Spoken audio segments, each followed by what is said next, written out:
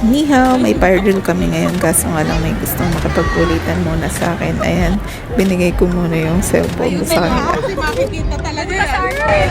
Follow niyo siya sa TikTok. Oo nga, kaya nga tinatanong. Ayun. Ano na? Hi guys, vlog take over muna tayo. Kasi busy ngayon si Idol. Andito nga pala yung mga bago, mga friends niya. Madali. Hi!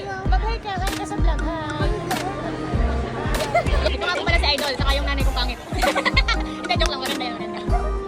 Idol! Idol! Hi ka muna sa vlog mo!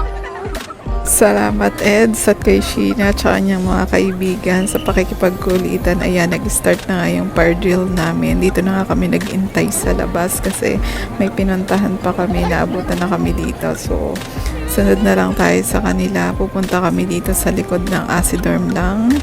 Ayan, yung Acidorm. Kasama si Kari-Kari. Uy, maganda yung anak. Kulitan habang mainit. So, halos 1 hour din kami dito sa labas.